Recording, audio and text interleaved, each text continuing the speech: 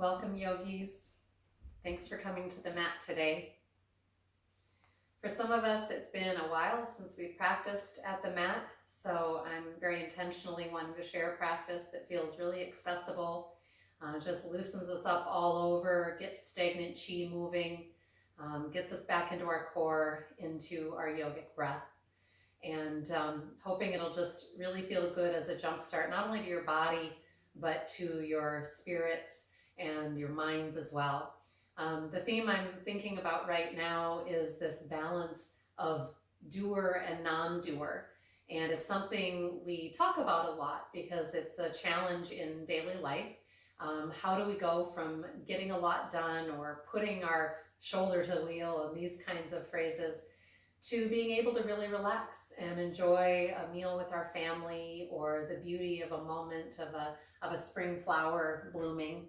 I was excited to pick a couple of cute little purple crocuses for our practice. In fact, a moment of beauty that stopped me in my tracks, and I think we all need that. So right now, the doer non-doer thing is particularly interesting because some people are struggling with the fact that they really can't apply themselves in daily life the way that they have been or are used to. And that, for me, it can create almost like an itchiness, like what do I do with my energy? So I want to, in my class with you today, kind of share stuff that I feel like will both help soften the parts of us that are tight, but also get going and move the stagnation and the things that just we're struggling with. So I'm hoping it'll feel good. And I really encourage you to notice which things feel really great.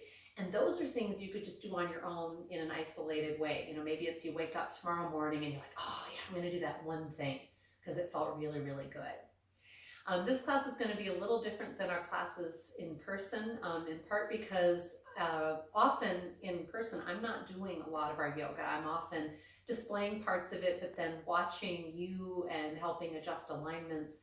And obviously that's not a thing in this moment. So I'm going to be displaying the practice, and that way you can always look at me if you've got a question about alignments. I'll be giving verbal cues per usual. I'm hoping that my voice will come through okay even while I'm doing certain positions. But again, you know, we have a shared language, so I know that you'll get it. Enjoy, have fun. Thank you for your patience, and thank you for joining me today. We're going to start on our back and really get grounded. So when you're ready, come on down to your mat.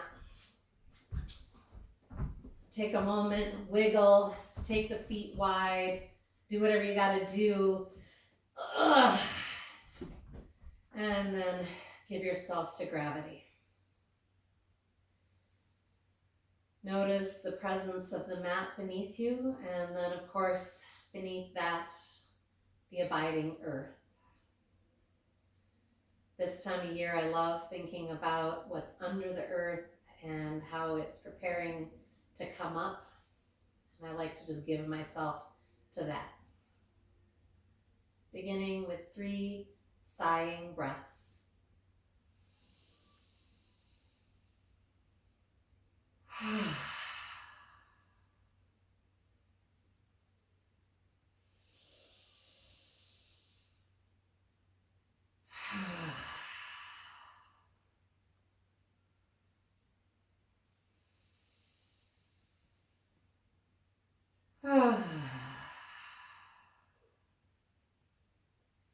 And then taking your arms overhead, begin to just organically stretch from wall to wall, maybe rolling ankles, rolling your wrists, reaching one hand and one foot, and then the other, and then clasping one hand around the other wrist, pulling and gathering a deep breath, inhaling.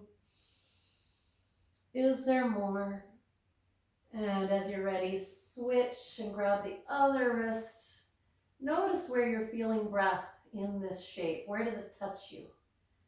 And release. Good. And let's gather our knees into the belly. Rocking a little side to side. You can even release the legs a little away from the abdomen as you circle and rock. Feeling the massage move up and down the kidneys and the hips. And then I'm going to take us directly into bridge pose, that much needed opposite shape. So place your feet directly beneath your knees. You might have the arms just flat on the floor, or my often favorite position with my upper arms rooted, elbows bent, and my fingers splayed towards the ceiling. Go ahead and root down through the upper arms while you press the hips away from the floor. And as I often advise, just notice what feels appropriate to you today. When I'm a little stiff and I'm coming into my first round of bridge, I often like pulsing instead of holding up at that upper end immediately. But then as you feel like it, find the upper end of your range of motion, deepen your upper arms under you so you're getting a shoulder blade sandwich, as I like to call it. And maybe the hands stay as they are. Maybe you intertwine in Yoga Mudra, the palms facing each other and fingers interlacing. And notice where breath fills you here. If it's too difficult to breathe or hurts somewhere, come out of that arm position. Otherwise, you're powering down through the pinkies, pressing the fists towards the heels. And please think about your thighs. Perhaps imagine that there's a block between them that you're squeezing. And notice where the weight is in the feet. Ideally, the entire footbed is engaged into the floor. Draw one more long inhale, sending your heart up and back, your knees away from you.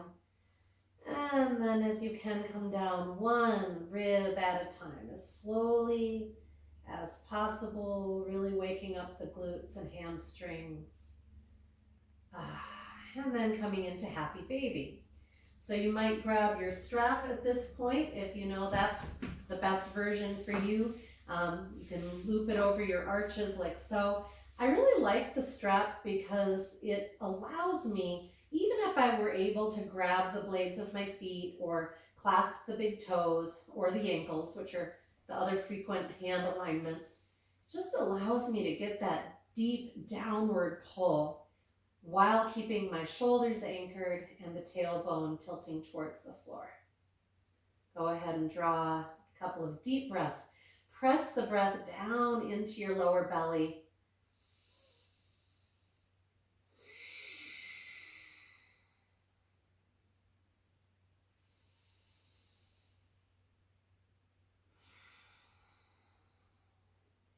And as you're ready, taking your legs into straddle, I'm going to take my hands behind the thighs as support.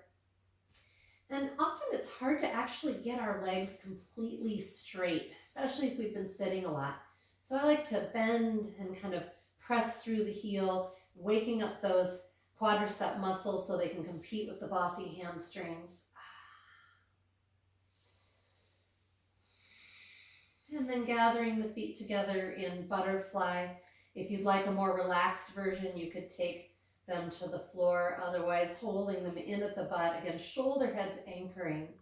And perhaps you're hanging here with the breath, or you might do that little windshield wiper, as I call it, bringing one foot towards the head and then the other. Just a nice WD-40 for those hip joints. And releasing. I'm going to plant the feet for bridge pose one more time. This time we're going to do our leg extensions. So I'm just placing my hands on my hips as a measuring tool, gathering a long inhale, as if I would never do anything else.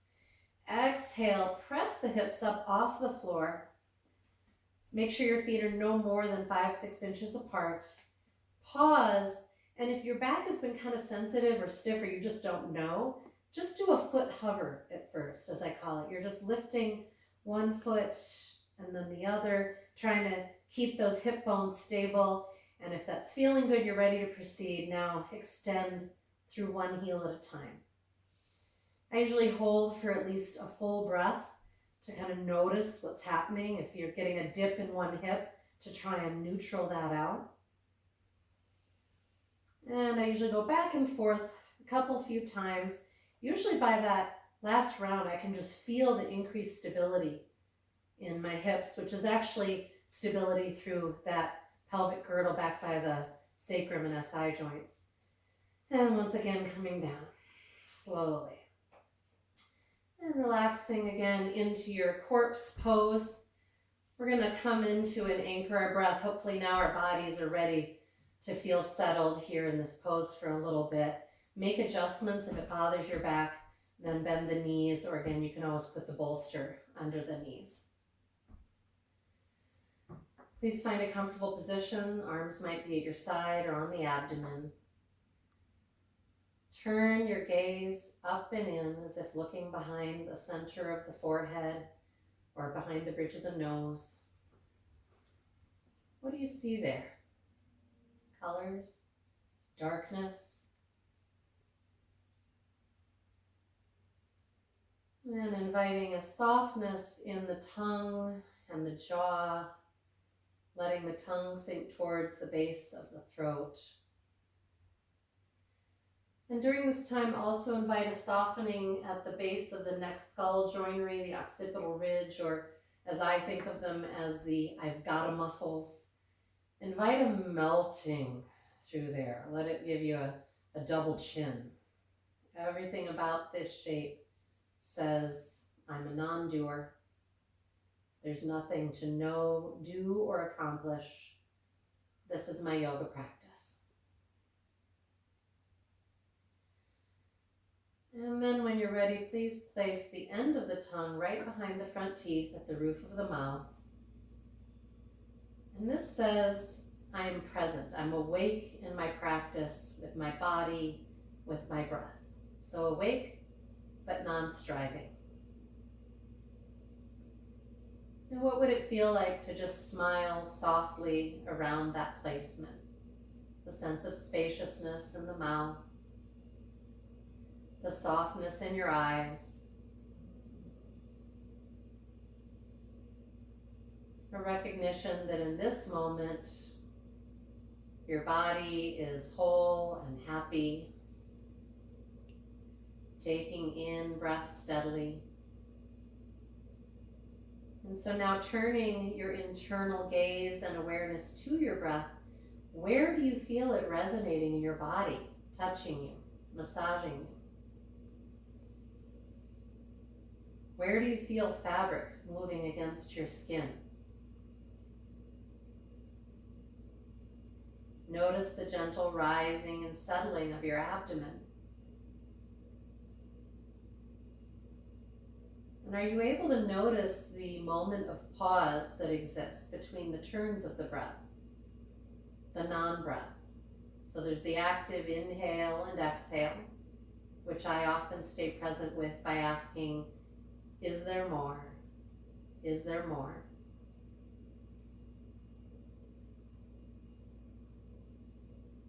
And now inviting you to add ujjayi, great sounding breath or ocean sounding breath. So just contract your throat lightly like you would if you were trying to fog a mirror or clear your throat. And as the breath passes through, we should hear a whooshing sound.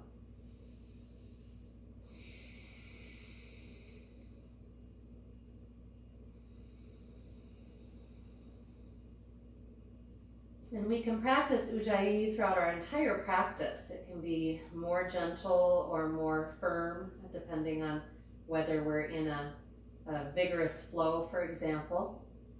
If you find it just tension building or difficult, let it go.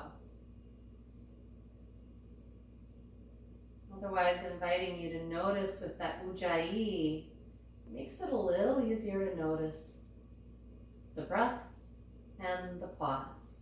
A few more in this way.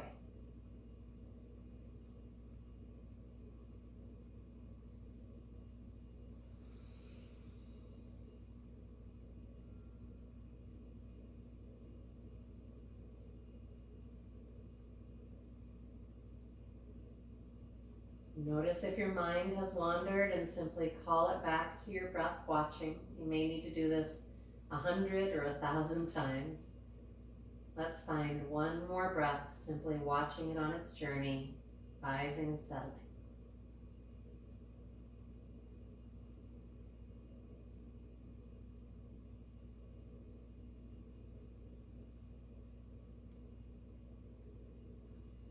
And the next time that you're exhaling now, inviting you in compression.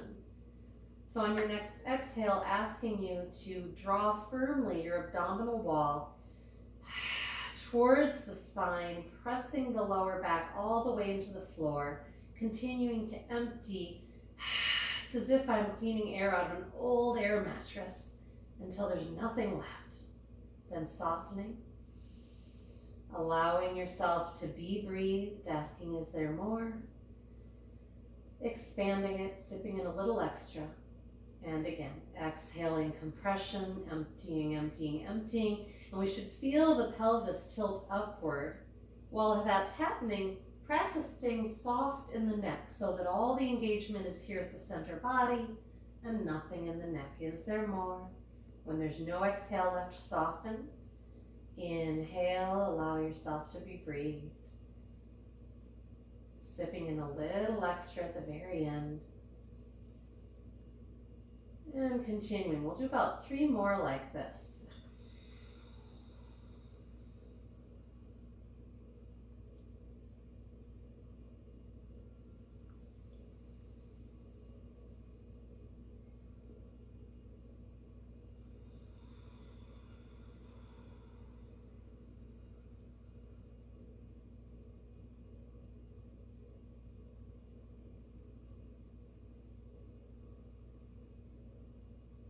Last round. Notice if you can talk to a few more muscles, maybe in that low abdomen, right between the hip bones. Maybe it's those rib cage muscles squeezing, squeezing, squeezing, emptying, emptying,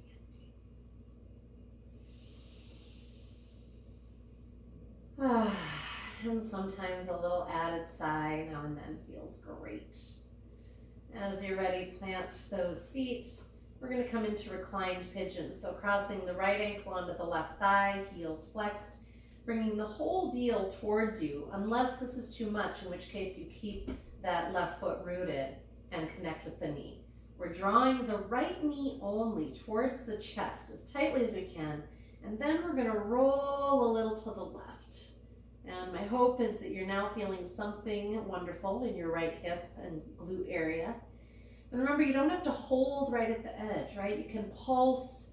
Again, doing that kind of organic movement almost always makes things better, moves stagnant energy and tension.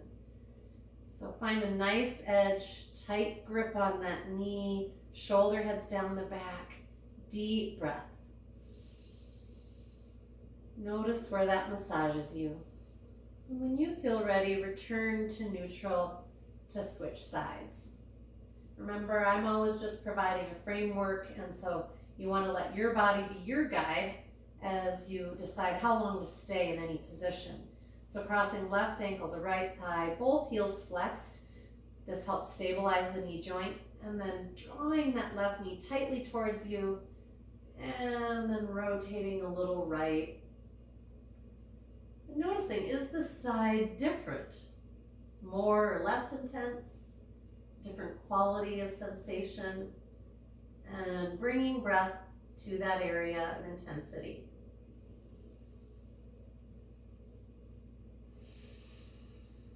I always like to say that any movement or pose that we do is one thing, but it's the breath that is our change agent. So bringing breath into each shape, super powerful.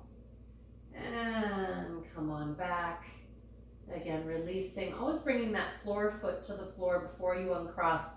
If you have any knee instability or low back stuff, it's just going to be safer and better to do. We're going to come into abdominal pumping. This center of our body holds so much tension, especially if we're stressed or afraid, and so on. So I want to have us all do abdominal pumping. If your low back could use the support, keep the knees bent like this. Otherwise, you're welcome to extend into our corpse pose. Gathering a long inhale. Exhale, empty and hold out. External breath lock, so you're not breathing at all. With the breath held out, draw the belly in like you're saying, see how skinny I am. And then push it out, big Buddha belly. And continue until you need to breathe. Definitely recommend a sighing breath there. Great way again to just let both the muscular effort that you just expended release, but also any of that stagnant energy of worrying and hurrying that might be located. Let's do 2 more rounds. Please notice if you're wanting to speed up your pumping or to slow it down, and I'll try showing you what that might look like.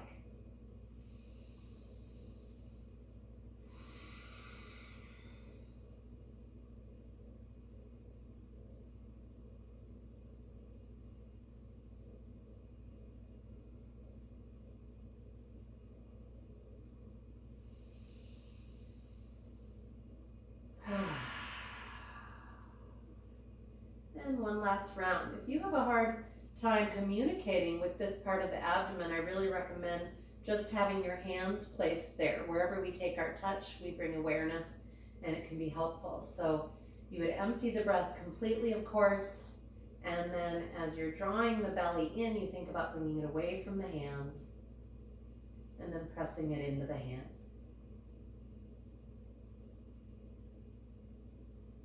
And letting that go. Bringing the right knee in towards the abdomen, both feet flexed, our release wind pose as it's called. And this is again a really great massage for the abdomen. Here it's the ascending colon, but also for the hips and all the connections here, hip flexors, quadriceps. So really anchor down through the left thigh bone as you bring the right knee into the belly. Keep flexing firmly through both feet. And then invitation to work that right knee a little right and left. And you might just be hanging out here and breathing, or you might take this into a half straddle, bringing the left arm out to a T, half T at your side, and taking the right hand behind the right thigh, knee, calf, ankle, maybe to the toes or blade of the foot, if that feels good. Stay really anchored through the left side of the body. I like rotating my head to look at the foot sometimes, and then rotating it the other way as well. One more long breath. Lovely. And bringing that leg in. I'm going to take that leg straight to the sky. Big inhale. So you're now making an L shape with your legs. Exhale again, rooting that back body. So I'm wanting this abdominal core woken up and drawing down. And as I slowly descend my right leg, like I'm trying to scrape the wall in front of me with my heel, I'm staying rooted through the back, soft through the neck. And when I reach the floor, I'm going to invite my whole body to melt. Give in, become a lump. We're going to take that right leg straight to the sky again. If you'd like a little more intensity for abdominal work, bring the left leg up also. If you're bringing both of them up, make sure you're squeezing from inner thigh to ankle bone. So it's just one solid unit. Everybody, one long inhale. Is there more? Is there more? Exhale, root, and slowly descend. And what happens to your tongue? Notice if it's gotten sandwiched against the roof of the mouth. Invite it to soften. And when you hit the floor, melting, becoming a lump. Good. Let's do the left side, inhaling left knee into release wind pose. Again, shoulders anchoring. We can even kind of work to bring our upper arms in towards the body. That helps get that lat area and trap area working. All those core muscles that we want for things like plank. And I'm going to again really actively reach away with my right leg, which is extending. And even my left foot is really flexed. So I've got all this intelligence. And breathing the belly into the thigh. This is the descending colon. So by that thigh squeezing in, I'm getting a nice massage of the center body. And again, I can kind of wiggle the left knee away and back in, left and right, getting some WD-40 action, synovial fluid in the hip. And then I might extend my right arm out into a T position, palm down.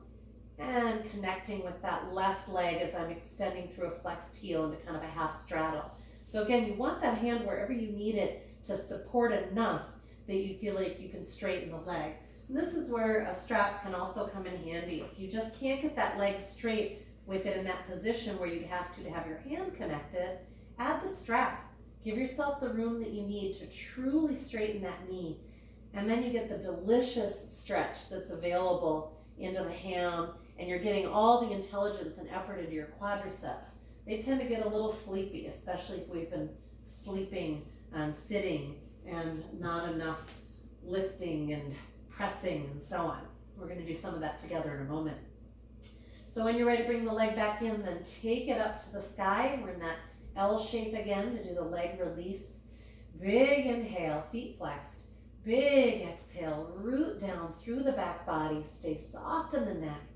And exhaling, slowly reaching towards the wall in front of you through that left heel. Stay soft in the neck. And when you reach the floor, melting. Give it.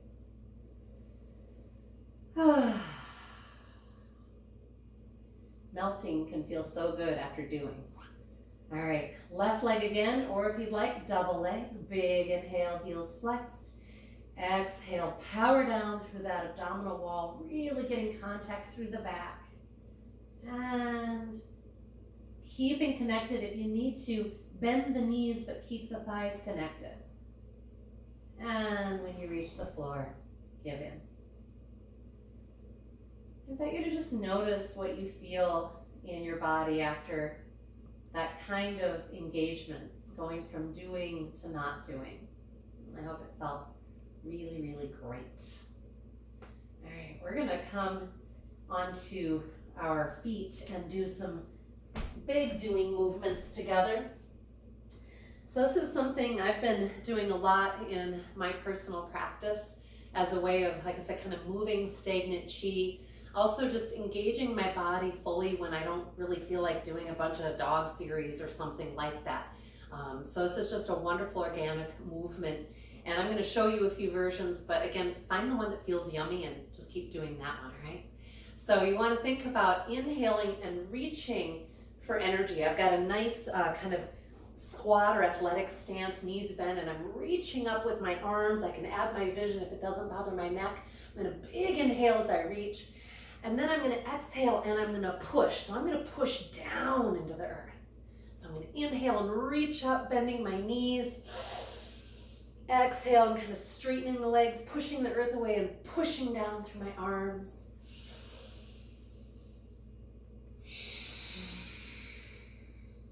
So this is isometric movement. I'm imagining something heavy that I'm both pulling and pushing.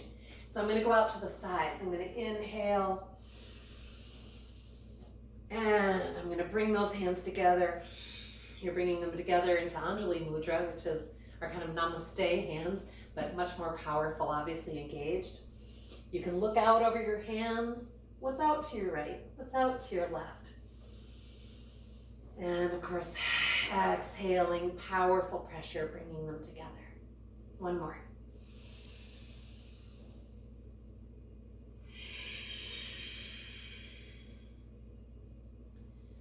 You can also do, by the way, a softer inviting of energy, either drawing in. So I'm going to inhale and bring my hands forward and just imagine it can be both an offering and an inviting, but it's just sort of a gentle invitation of energy. And then I'm going to very firmly press behind me. Inhaling, reaching forward. Is there anything you're wanting to kind of bring into your world? And exhaling, pressing behind. Feel the power as you push the earth away.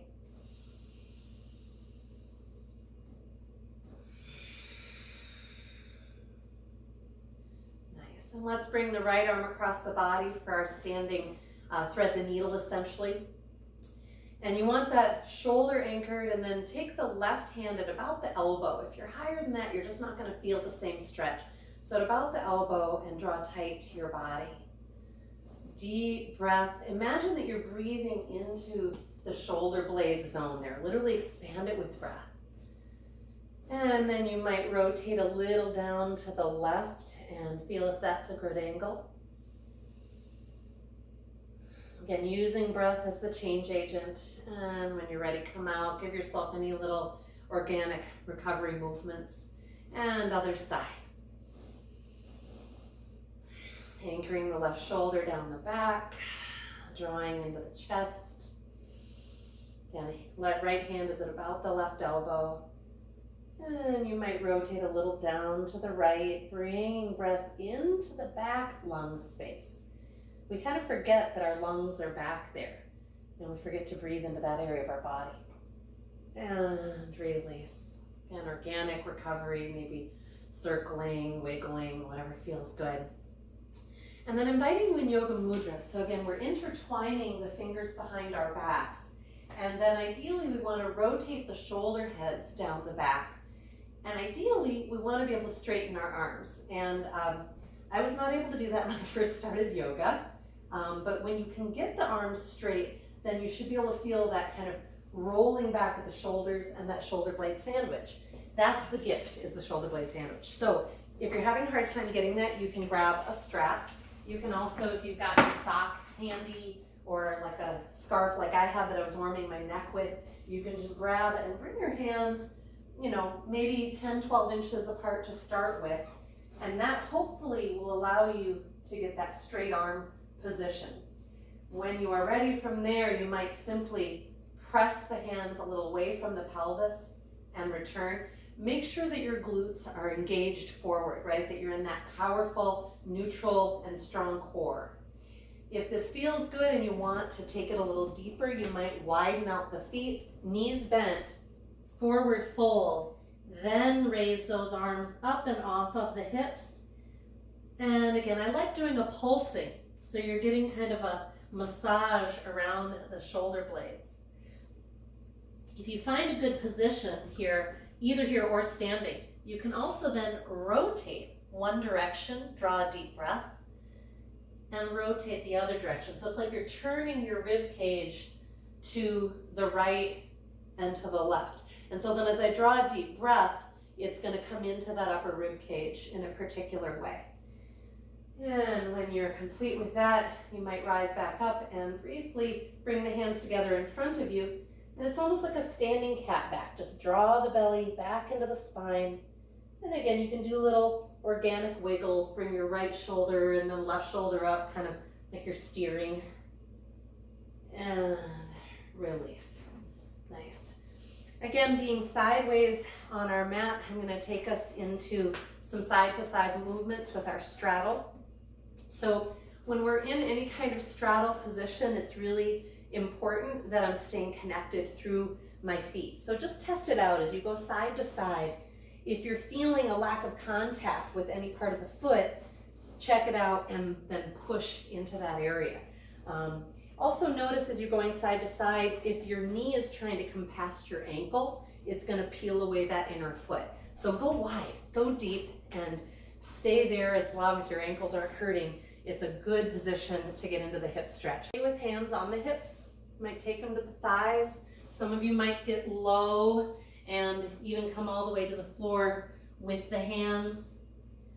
If you get that low, it feels really good to let the head just relax with gravity, making sure you're really in your core, lifted, breathing. You might go fast. You might go slow, and at some point, definitely hold to one side. Really feel that deep stretch and make sure that the straightened leg is deeply rooting. Is one side different? And moving to center, you might bring your feet in a little bit so it's not so much in a wide straddle, it's more of a squat distance. And I'm going to do a little cow-cat here. And if you feel like this is just too deep to do this on the floor with your hands on the floor, then move hands to thighs. Inhaling cow pose, drawing the heart forward, away from the tailbone. Exhaling, rounding into our cat back.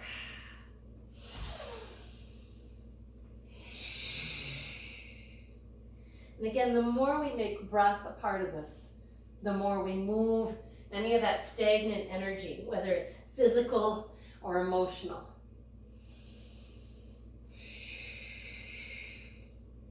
Good, and then we're gonna, in that same kind of squatting position, so if you were all the way on the floor, come up hands to thighs, we're gonna do some twisting. We like to say in yoga that twisting brings our pieces of self back together. And I'm excited there's a tool for that. So keeping your left hand on your thigh, or if it feels comfortable to go deep, left elbow. Inhale, rotate the right arm up to the sky, reaching through your middle finger and follow it with your head and vision. And exhaling, plant the right elbow or hand on the right knee or thigh and reach up through that left arm, inhaling. Continuing. And so I'm generally inhaling and reaching, exhaling and returning. But you might find a position that just feels so good, and maybe you just want to hold on that one side, feel where the breath touches and fills you. Notice it's like a massage, and it's a massage you're giving yourself. Got a couple more. Notice, enjoy. And when you've completed, I don't know if you remember what side you started on, but if you've completed right and left, ideally, come on up and turn the feet so the toes are straight forward, heels back, and give a nice glute squeeze forward. Inhale, release to neutral. Exhale, glute squeeze forward. I often call this standing hip pump, and it's just meant to even out the partnering muscle groups on our back and front body that get so out of communication, again, if we're sitting too much or forward folded too much. Awesome, and you can of course take this movement deep, so you can take it all the way into a squat if you'd like, inhaling, or almost a chair pose, and exhaling, big butt squeeze forward. We can also add arms, inhaling, reaching forward as we squat down, exhaling, drawing back, almost like there's a TheraBand that you're pulling back.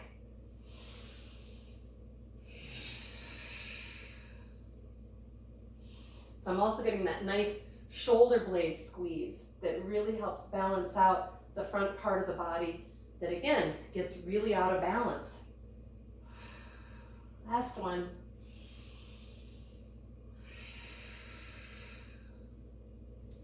Awesome. And then I'm going to bring my feet together for a tree pose. So big toes touching. Go ahead and look down at your feet and spread the other toes and see if you can find some mat between the toes. And is it the same on the right and the left foot? See if you can get them wider. You can even bend over and talk to your toes with your fingers. And then we'll bring our hands together in Anjali Mudra, or prayer pose at the heart.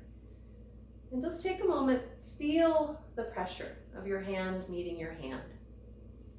Notice its temperature, its steady presence.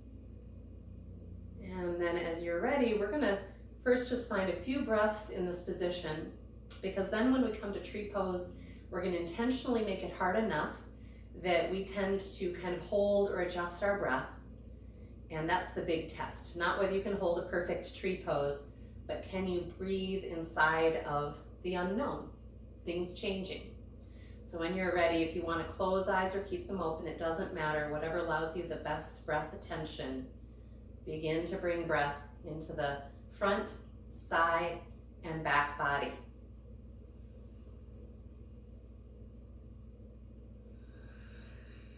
This is very similar to compression and expansion, where we're looking to find, is there more?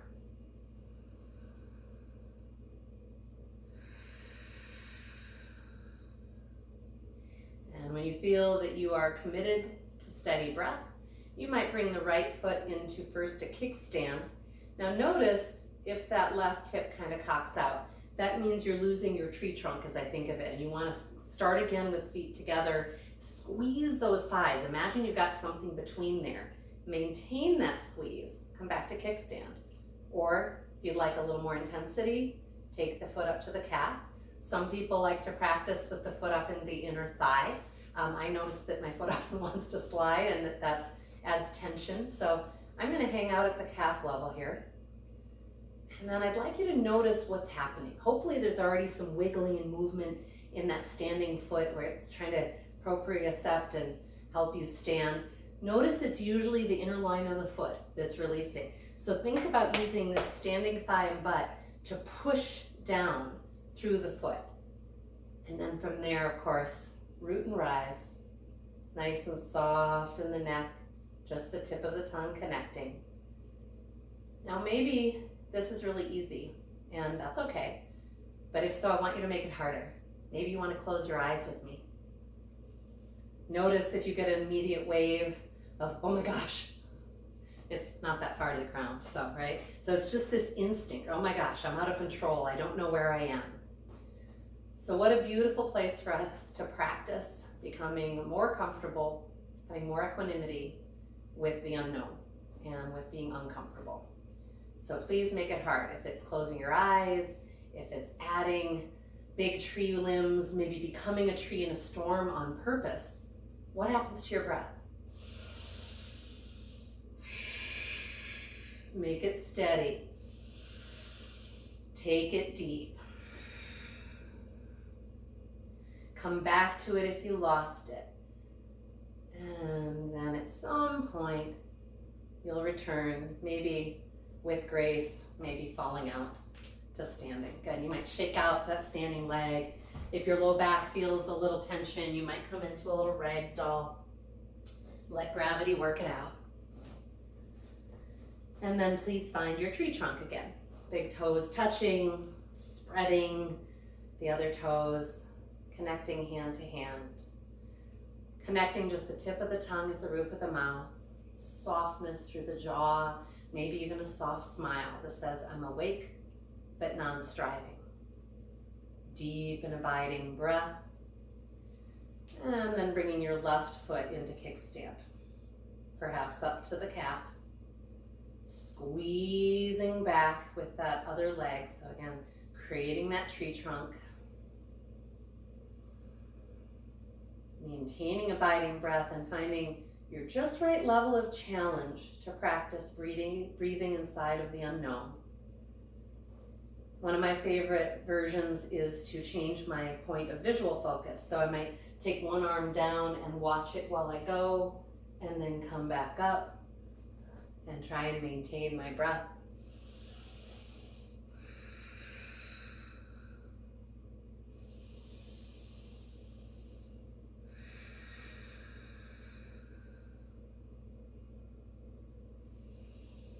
Notice if you've lost your breath, come back to it, or go back to the position where you could maintain it. You could even become a wild tree in a storm. And when you feel complete, perhaps with control, returning. Go ahead and release those legs. Again, maybe a little rag doll for the back.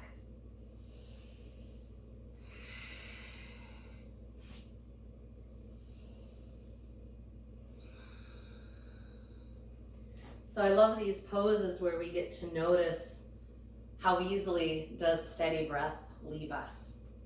And so it's a great reminder to each of us of our commitment to breath and how easily it can disappear, whether we're on the mat or off the mat. We're going to take this breath power into our warrior series. Warrior series is always good for us. It gives us opening through our hips and the ability to root and use our core and all of that. But I also find that it's really wonderful to use in any time of challenge because it allows us to find that dichotomy of strength and then resiliency, flexibility, softness.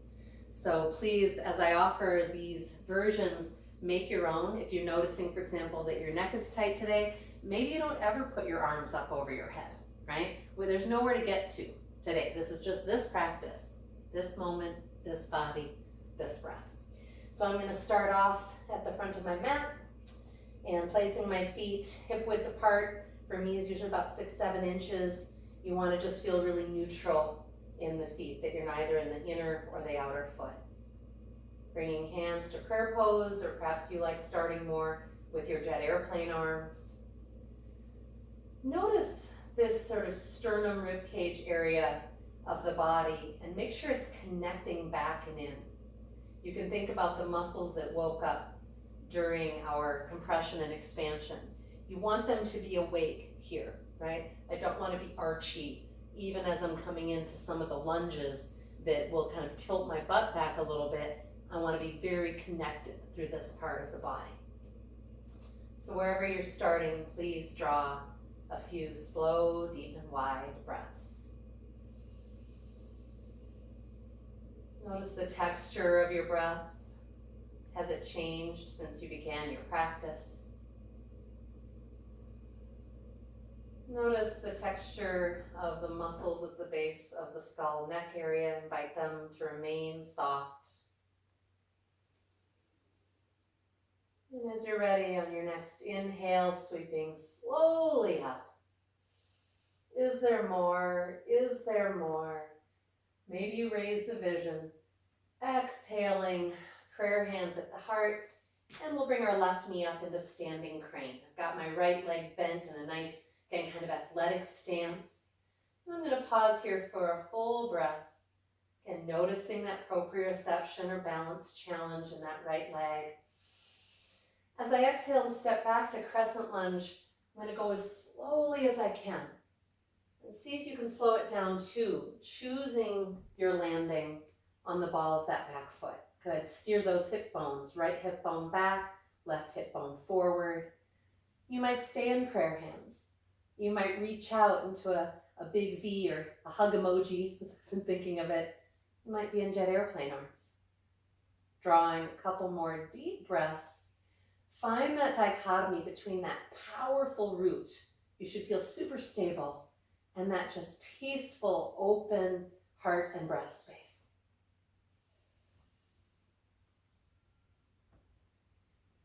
And on an exhale, transitioning to Virabhadrasana 2, planting that back foot 90 degrees. Check, do a little pulse and check that your right foot's forward and that your knee is tracking with the foot. If it's coming in front of the heel, remember, scooch your foot forward. And again, check out that back foot. As you pulse forward with the hips, you don't want the foot to come along for the ride. You're actually almost stretching your yoga mat. Now I'm going to stretch my arms out from the heart. Maybe rotate the palms open for platter hands. And again, taking the head and vision wherever feels good. You might rotate looking at the front hand and then the back.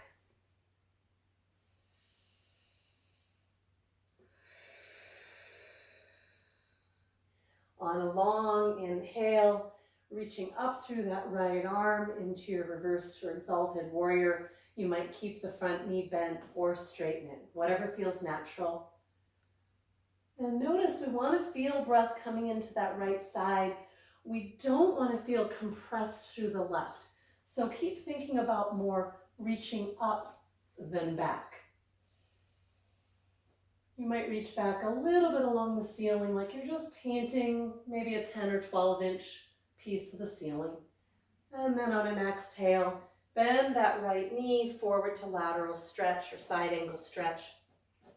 Right elbow is planted, shoulder head anchoring down the back, making sure that right rib cage is reaching up into the left.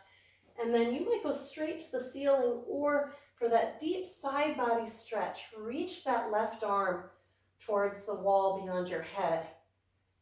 And as you're there, you might enjoy pulsing. If you kind of rotate your chest a little more towards the mat and then away so that the shoulders are truly stacked, there's a wonderful massage down the left side of the body. Breathing deeply into it and perhaps circling that arm. And then I'm going to return us to our mountain stance. So when you are ready, you'll join me, or if you're wanting to throw in a dog series here, which we're not doing today, feel free. I'm going to come back upright and then, very importantly, return to my crescent lunge so that my hips are stable again. And this is really good leg work. So get ready to slowly put all the weight into that right leg and return to your mountain. Beautiful. Inhaling, root and rise. Exhaling, prayer hands. Pause. And please notice what that cycle of Warrior Series has put into the body, the breath. Notice your heat, your heart rate, and maybe even your mood. Warrior Series is wonderful for helping us again feel strong and steady in who we are and what we know to be true. With breath, let's find the other side. Inhaling, sweep up. Exhaling, prayer hands. You might come to the third eye and then the heart. Standing crane, right knee lifts. Yoga toes, so I'm peeling those toes open away from the ball of my foot. Noticing all that action in the left leg. And a slow, chosen journey as I reach back with that right foot into crescent lunge. Steering right hip bone forward, left hip bone back. You should feel, again, really connected, strong, rooted, but also flexible. There's nothing frozen about the position. And then find your arm position. Maybe it's not frozen or stagnant either. Maybe you want to be working, reaching one arm up and the other one down and switching, kind of a windmilling. Our shoulders appreciate any kind of range of motion that we can offer. And notice where you feel breath in your shape. One more long inhale here. And exhaling, transitioning to your Virabhadrasana 2. So again, we'd love to have a deep enough stance that that front knee is neither behind the foot or the heel nor beyond it. Again, I just feel strong, but not striving. I should feel as if I could stretch my yoga mat and as if someone came and kind of pushed on me, they'd have a hard time knocking me over. Okay, maybe you've got platter hands. We often think of this left hand as the receiving hand. So if there are any gifts, insights, forms of support, it's a lovely time to just invite them landing. That right hand being the offering hand where we often will offer up the gifts of our practice. And again, breath is rising and falling, so there's nothing held about it. You might picture a well filling and emptying, or something that rises and settles. One more.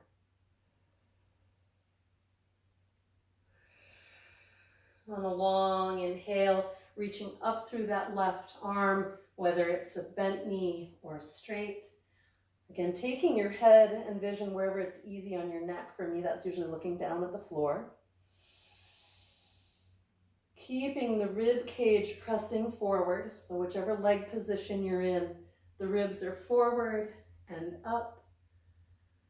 And we're enjoying breath, massaging that breath space.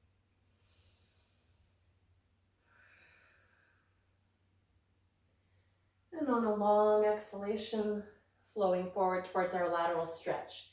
Again, checking that both shoulder heads are anchored, that left rib cage is rising up into the right. You might imagine that I have my fingers on your right ribs and I want you to press up into my touch. And then you might take the left arm to the sky or overhead. Again, taking your face and vision where the neck is in ease and deep breath. You might be holding in one position or even kind of pulsing your chest, rotating a little towards the floor, and then your right shoulder coming back and stacked over the left. Just notice what you're finding. I often think of yoga poses and breath as a treasure hunt. You don't want to miss the treasure. You don't want to be spaced out. Really be curious. And you might enjoy circling that top arm and kind of let the rib cage move with it. And of course, if you're wanting to move to a dog series, you're welcome to do that. Otherwise, to come back upright, please return the hands to the hips. If your stance is really deep, you can shorten it first, then come onto the ball of the back foot. Feel super stable. Hip bones, headlights are forward. And then as you're ready, big, long stance, stepping into that left foot to come back into mountain. Or if that's bothersome on your knees or feet, you just do it in little steps. Inhaling, root and rise, big glute squeeze forward, little back bend. Exhaling, forward fold, ragdoll. Let the head hang. And you might begin moving your hips and kind of swaying or doing kind of an infinity symbol or sweeping the area around the feet.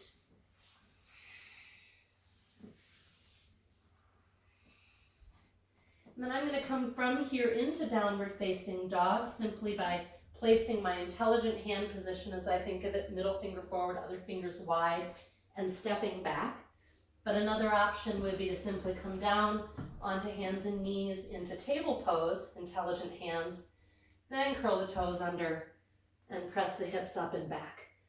Initially, please bend the knees and think about that powerful line from the base of the thumb and index finger through the tailbone. And then notice that sternum and ribcage area, get it connected up into the back body. And one way you can check is that you should be able to raise one hand and then the other without a lot of changing or moving in the body. Come into drishti gaze with your eyes between the feet. And if you can, still holding 3 breaths, 3 sighing breaths. Otherwise doing it in table or puppy.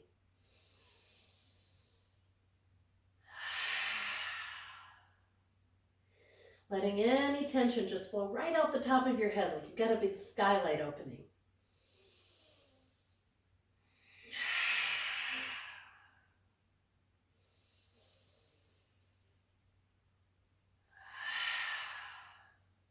Then please release your knees, take them wide, bring the feet together, and settle back into a child's pose.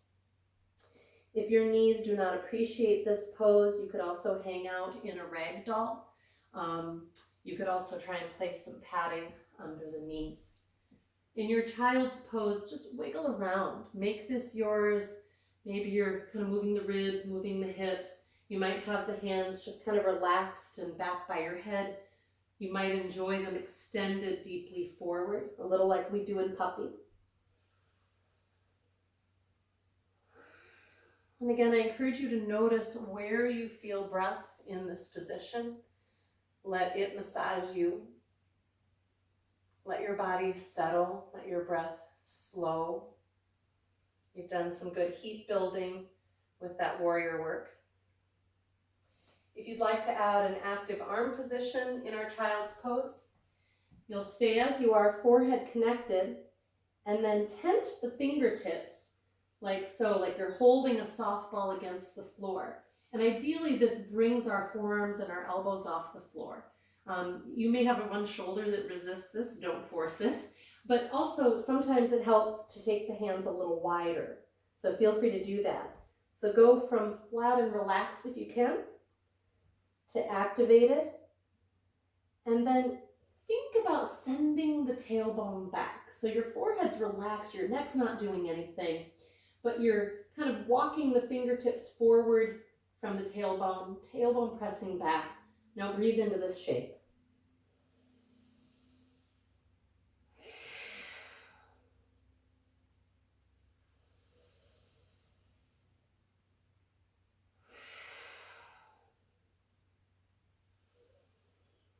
And relax. To come out of child's pose, always tuck the tailbone so we don't even hardly need the arms. Lovely. And we're going to come onto our butt. So if you have your block handy, or if you'd like to use something softer, you could use a folded blanket. We're going to place it under our sacral triangle. We're not quite at Shavasana yet. Don't get excited. We're getting there. So as you're ready, place your feet like you would for bridge. Lift the hips and place the block long left to right under your sacral triangle. And that's that bony triangle at the top of the crack of the butt. We don't want it in the arch or the lower vertebrae of the back at all. And so as I give my weight to it, it should feel good. If I feel anything nervy, pinchy, then I'm going to come out or shift the position. If you're in something good and you want to experiment, you might straighten the legs so you're just draping the body. Sometimes when we do that, we need to shift the block a little further down so that we're not kind of tilting off of the block. I should feel like I'm just draped here. And this is a beautiful time to affirm there's nothing to know, do, or accomplish. You can feel how this shape affirms that with the body, right? You're not preparing for anything. We can also take in the other gifts of this pose, the opening of the hips and the low abdomen, the stretch into the psoas, particularly if we breathe deeply here. So big belly breath into the low abdomen.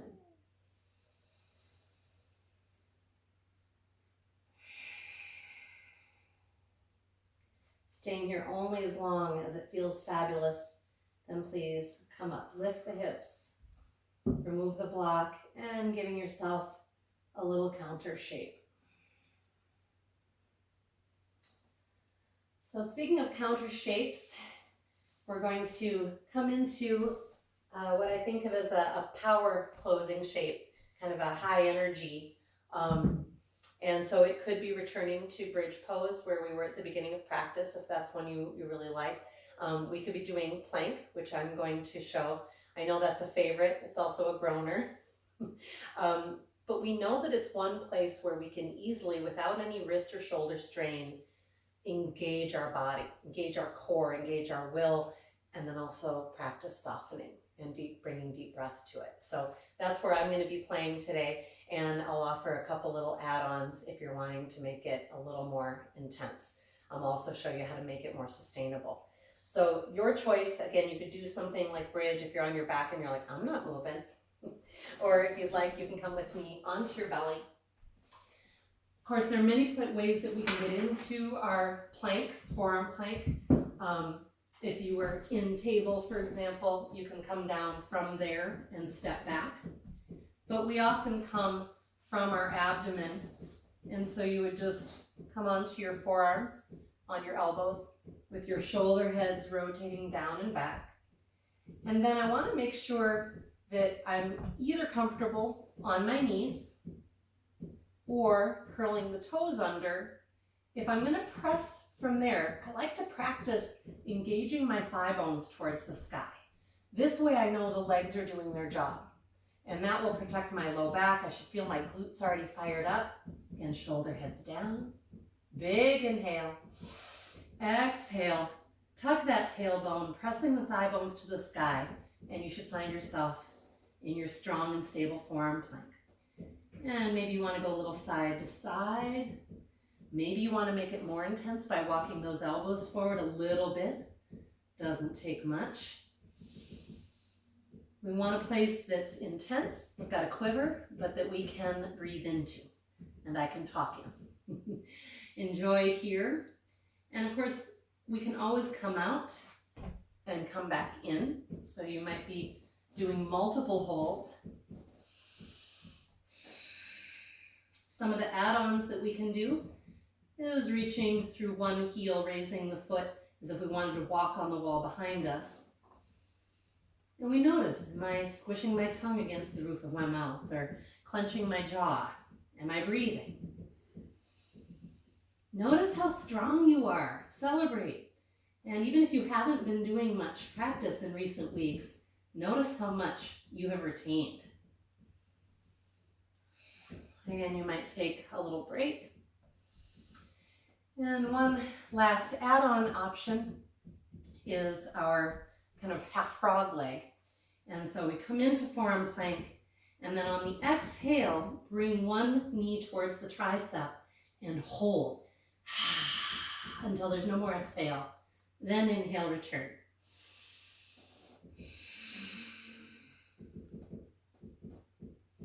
So this is a very, very slow movement. And when you're done, I hope you'll feel like becoming a lump. It's a really interesting discovery that sometimes in order to relax, we actually need more intense moments of doing an engagement. Otherwise, we stay in this kind of anticipatory, almost ready to do something. So I think especially in times of change or unknown, we tend to build that. And notice how good it feels to have done enough engagement to just melt. Maybe you want to do a counter pose of child's pose or puppy stretch. Please notice.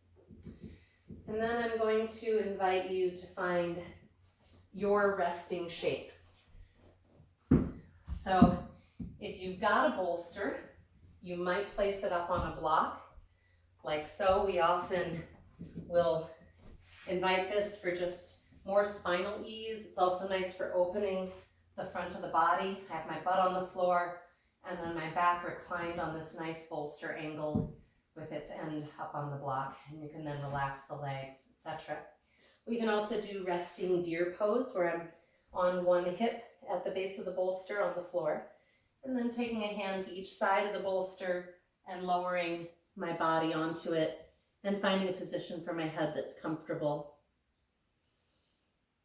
This is a very nourishing, soft pose. I really enjoy the inward nature of it.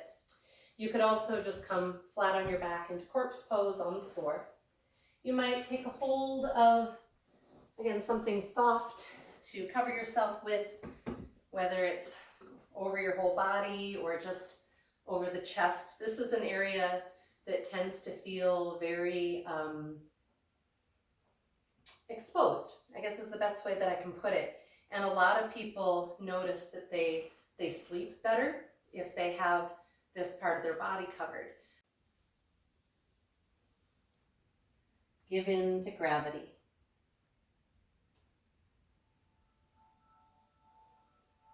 Turn your gaze up and in. And let your breath settle into slow and passive breath of a baby sleeping.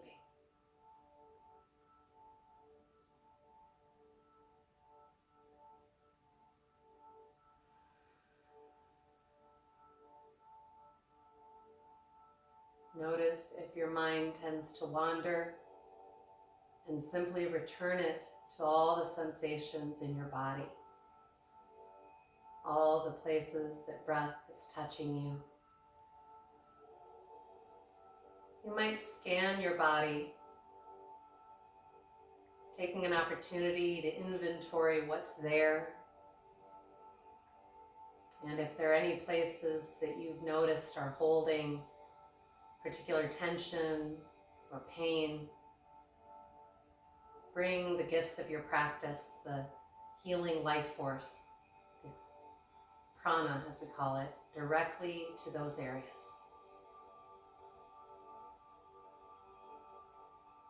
And then give in. Let the energy move through your body as you continue to sink down and down and down.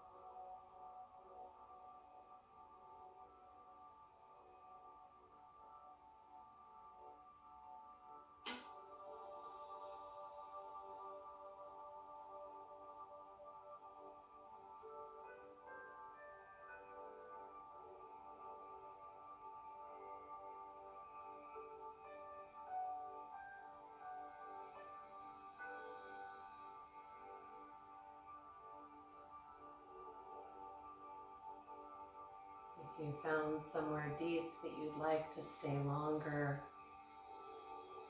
then please just let the sounds of my voice and the singing bowl settle into your Shavasana. If you would like to close your practice, begin to stretch, move, deepen the breath, noticing once again where it's massaging you. And maybe you feel like massaging your scalp, your temples, rolling wrists, ankles, yawning. Even if it's a fake one, it feels really good. And before you decide to re-enter the flow of your life today, with what energy would you like to re-enter? What do you need in place to feel your best self in this moment? What emotional stance? What mantra, perhaps? Is there any particular gift of your practice today that you'd like to share with other people? Just even by your presence or the way you speak with them or share a meal with them.